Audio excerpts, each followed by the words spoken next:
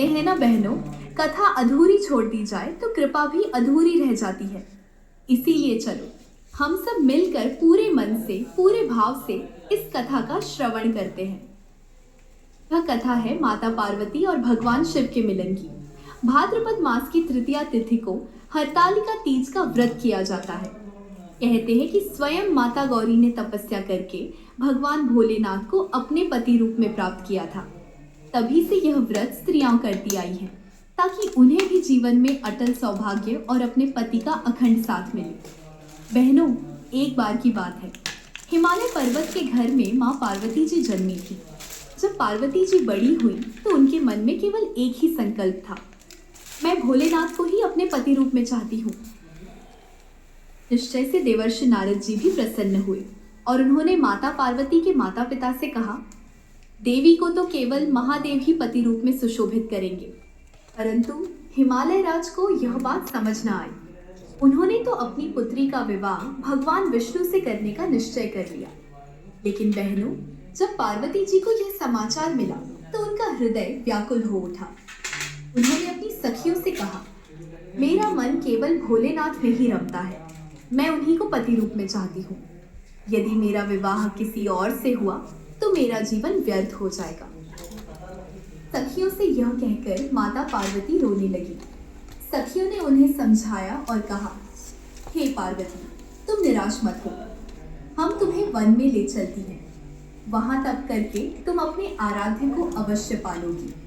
यह सुनते ही माता पार्वती ने निश्चय कर लिया कि वे गुप्त रूप से वन में जाकर कठोर तपस्या करेंगी।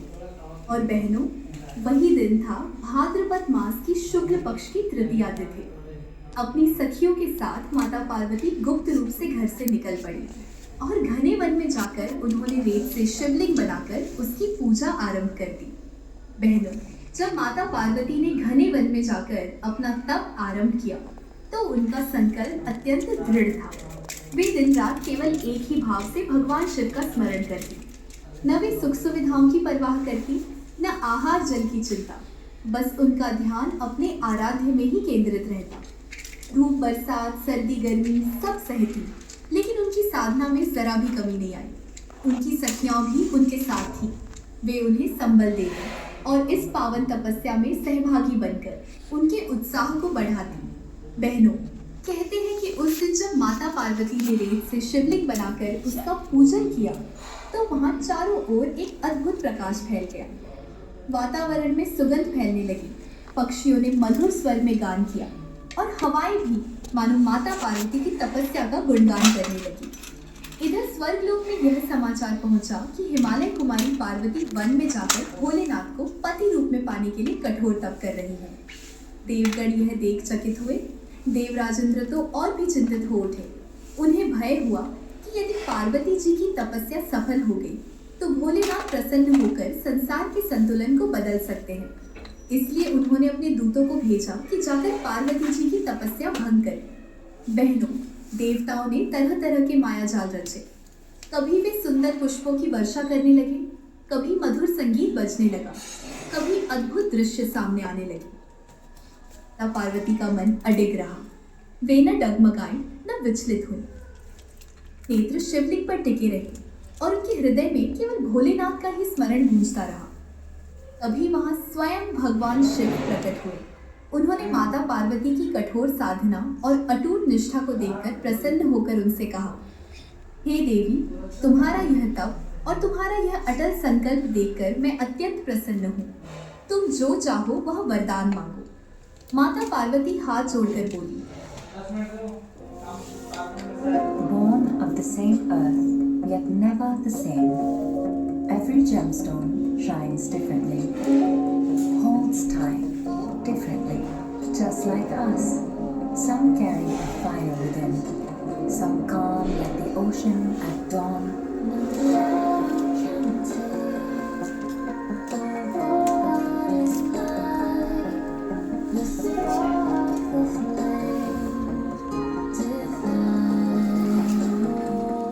Some whisper with grace, and some speak louder than thunder, but none of us are alike.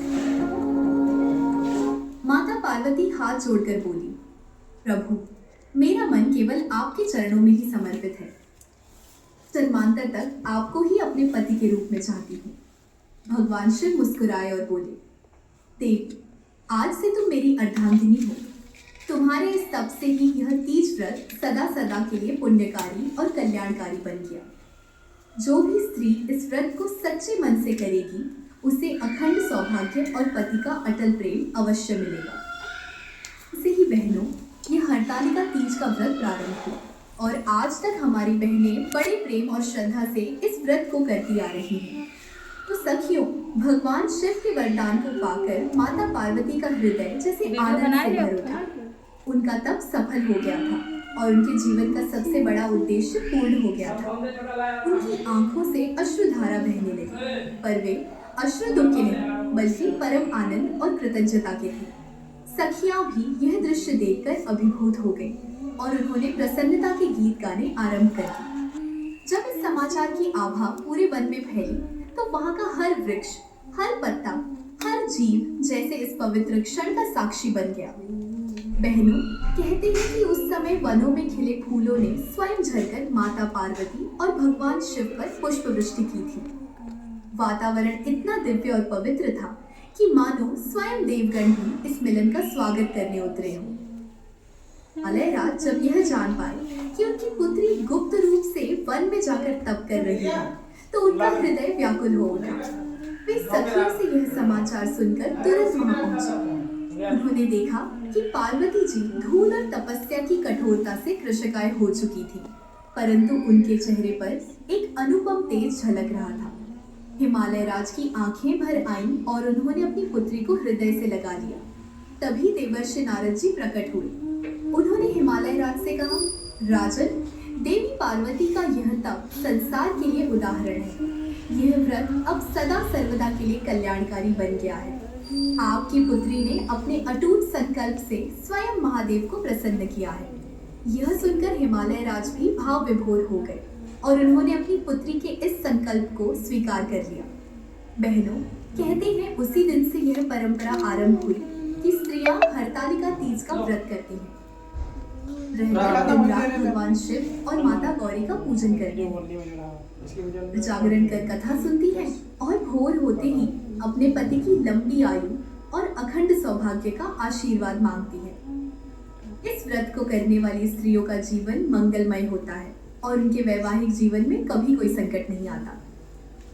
Parvati ने स्वयं कहा था, जो भी स्त्री इस तीज व्रत को पूरे भाव और श्रद्धा से करेगी, उसे वही कृपा प्राप्त होगी जो मुझे हुई है। उसके जीवन में प्रेम, सौभाग्य और सुख कभी कम नहीं होंगे। बहनों, यही कारण है कि आज भी हम सभी हरतालिका तीज को बड़े उत्साह और श्रद्धा के साथ मनाते हैं। सखियां मिलकर झूले झूलती हैं, गीत गाती हैं, लेकिन इसके पीछे यह दिव्य कथा छिपी हुई है, जो हमें सिखाती है कि सच्चे मन से की गई तपस्या और प्रेम में कैसी अद्भुत शक्ति होती है। तो सखियों, जब माता पार्वती और भगवान शिव का यह दिव्य मिलन हुआ, तो यह केवल एक साधारण विवाह या संयोग नहीं था, बल्कि यह समस्त सृष्टि के लिए एक महान संदेश बन गया। ने यह प्रमाणित कर दिया कि यदि नारी संकल्प ले ले, तो उसका अडिग प्रेम और तपस्या स्वयं देवों को भी विवश कर देती है। माता पार्वती ने न तो सुख सुविधाओं की चिंता की, न ही शरीर की पीड़ा की परवाह की। वे केवल अपने अटल संकल्प में डटी रही। उनके इस उदाहरण ने हम सब बहनों के लिए यह सीख छोड़ दी कि चाहे परिस्थिति कितनी भी कठिन क्यों न हो, यदि मन सच्चा और श्रद्धा से भरा हो, तो कोई भी इच्छा अधूरी नहीं रह सकती।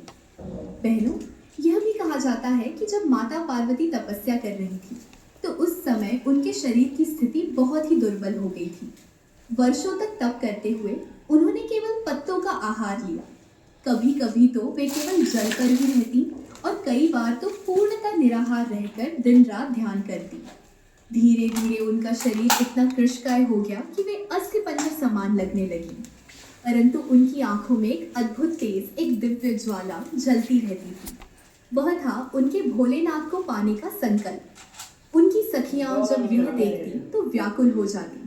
वे कहती, देवी, आप यह कठोर तप छोड़ दीजिए, आपका शरीर इसे सह नहीं पाएगा। लेकिन कहना माता पूरा पार्वती बनाए बड़ी हैं। शांति से उत्तर अब देती कथवा है, सुन ली तो मेरे ठीक प्राण है। यदि इस तपस्या में भी चले जाएं, तो वह भी मुझे स्वीकार है, क्योंकि मेरा जीवन तभी सार्थक है जब मुझे मेरे आराध्य शिव पति रूप में प्राप्त हो। तो बहनों, यह सुनकर उनकी सखियां भी स्तब्ध रह जाती और वे और अधिक श्रद्धा से माता पार्वती की तपस्या में संगिनी बन जाती। यही कारण है कि हरतालिका तीज पर स्त्रियां अपनी सहेलियों के साथ मिलकर व्रत करती हैं, क्योंकि इस दिन सखियों की संगति और उनका सहयोग भी इस व्रत का महत्वपूर्ण अंग माना जाता है। देवताओं ने जब यह देखा कि माता पार्वती का संकल्प किसी भी माया जाल से नहीं टूट रहा, तो वे भी चुप हो गए। देवर्षि नारद जी तो स्वयं उनकी तपस्या के साक्षी बने और उन्होंने तीनों लोकों में यह घोषणा कर दी कि यह तपस्या एक दिन संसार की स्त्रियों के लिए आदर्श बनेगी।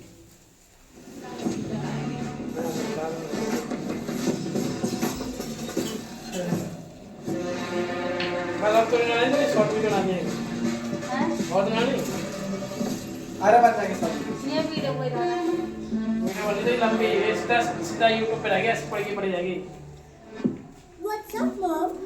नवा एपिसोड ड्रॉप होया है ना। बस